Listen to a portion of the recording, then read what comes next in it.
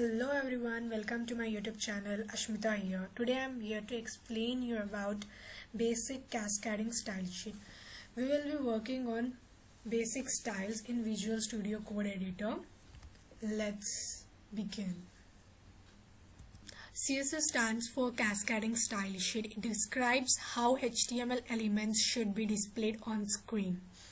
Like HTML was originally created for sharing research documents, so the default browser styles are based on making text easier to read, such as space between paragraphs, bolded headings, list items either are numbered or shown with bullets. So while you can write HTML without CSS, the result would look pretty basic, but you can't write CSS without HTML. Through HTML elements are displayed with basic styling. Choosing a particular element because of the way it looks should be avoided. That's what the CSS was created. Let's see the syntax of CSS. Here I have a syntax of that image selector, and selector is used to determine which HTML element to apply the styles to.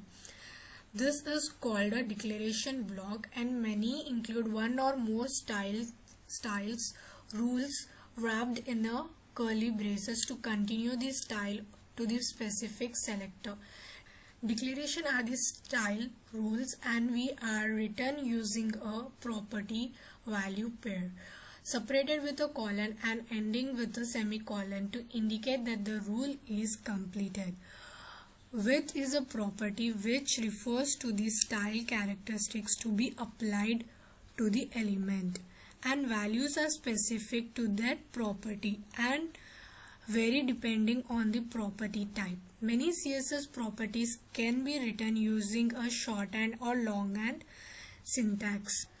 Now let's do this practically.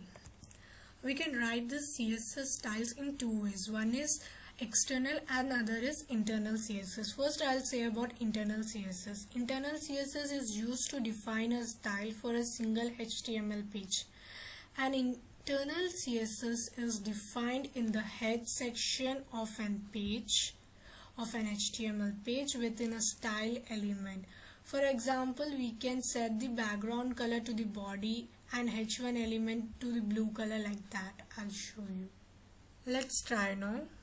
Style tag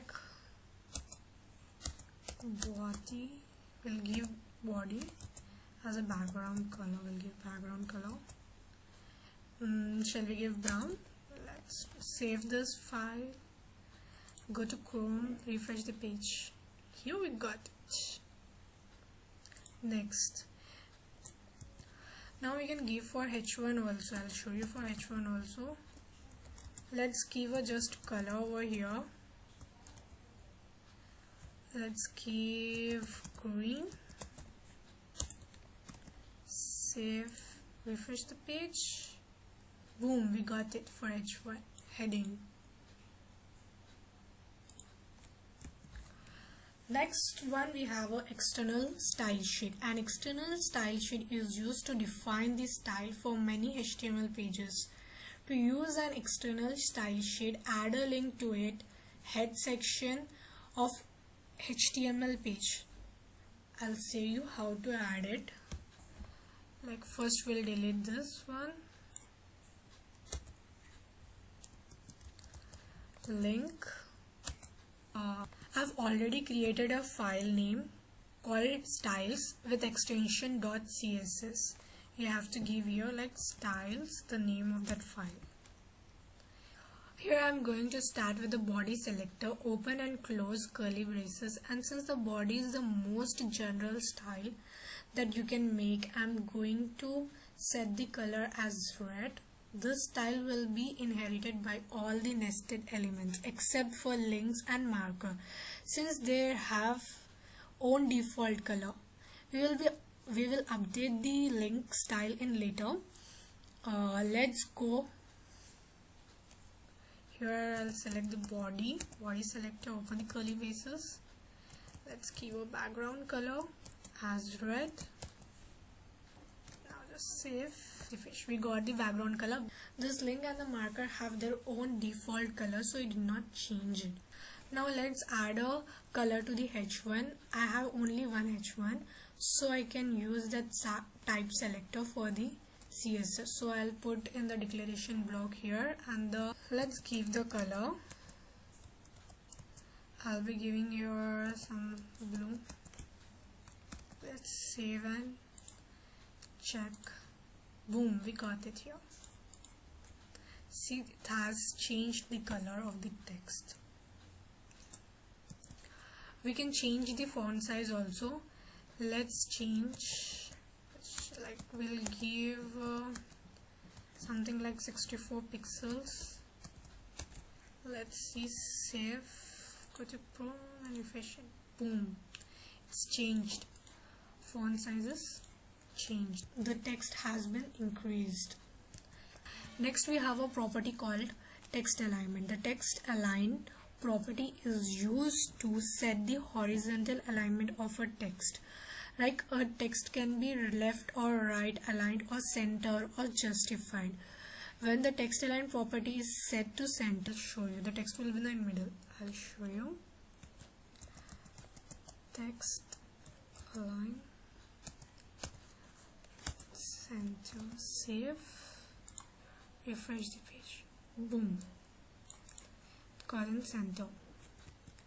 You can change it to right also, like I'll give you save, refresh. See, now it's in right. Next we have a property called text shadow. The text shadow property adds the shadow to text in its simplest use. You can only specify the horizontal shadow like 2 pixels and vertical shadow 2 pixels. I'll show you. Like text shadow 2 pixels, 2 pixels. Save, refresh the page. See, we can give the color also over here for shadow. I'll show you that also. And one more thing, we can add the blur effect to the text by giving the 5 pixels over here, like 5 pixels, and some color I'll be giving black. Let's save and check. Boom, we got it. See the blur one also. If you want to increase that blur one, if you want to see clear, I'll increase the blur like some 10 pixels. Let's refresh. See, now you can see. We can also add the comments to the code. The syntax for the comments starts with a slash and an asterisk and close in the opposite order. Let's add a comment over here. Asterisk, background,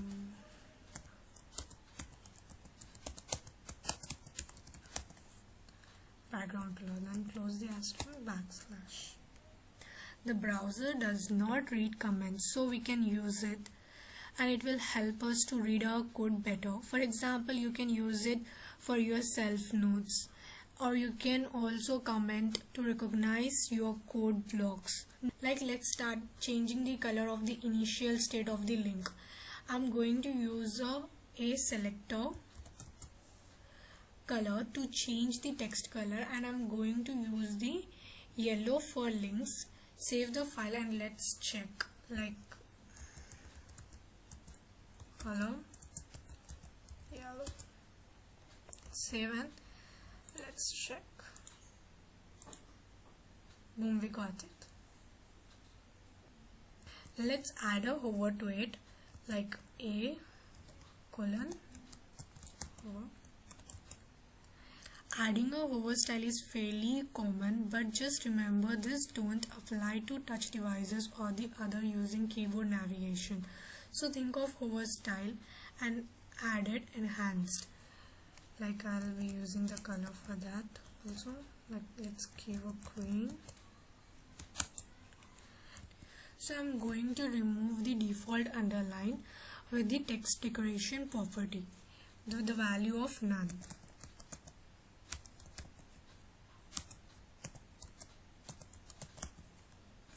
Let's save and refresh the page. See, it's hovering. Underline is also removed. Next, let's add an image to the web page. Go to Google, just type images.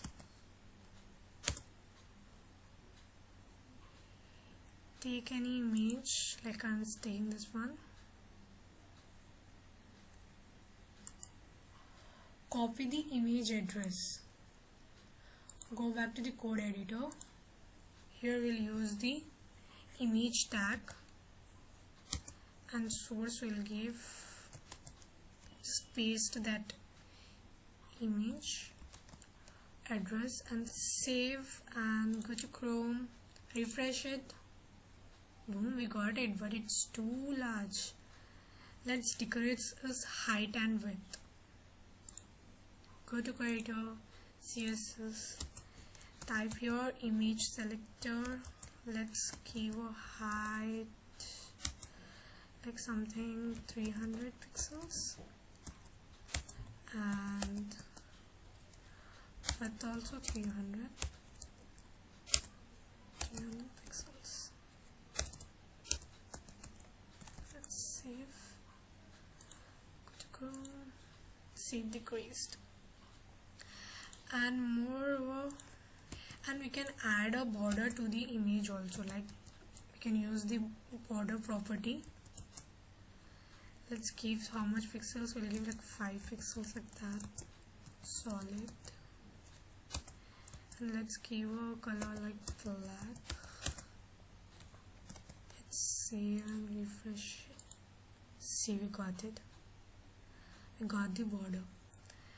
And next we can use the border radius property also to create the rounded images. I'll show you. Border radius, something will give like 100 pixels.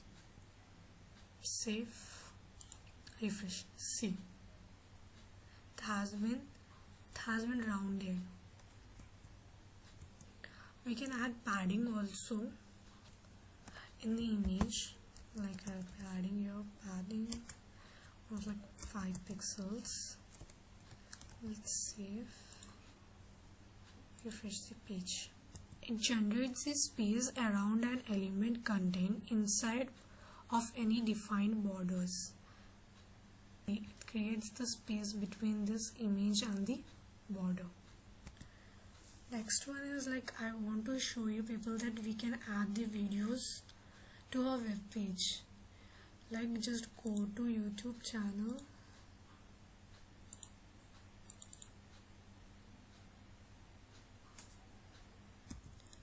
select any video. I'll be selecting my video. Like click here on this share button and embed it. Copy this code, or else you can copy here also. Let's go back to the editor. In HTML, paste it over here and save, refresh it. Boom, you got it. Here inside only they gave the width and height also, and this is the source, and there it is a frame border, then autoplay, and we can play that video also by going and just you can play also, like it will be playing. Hello everyone, that's it for this video. Hope you people like it. Please comment, share and subscribe to my channel. Thank you everyone.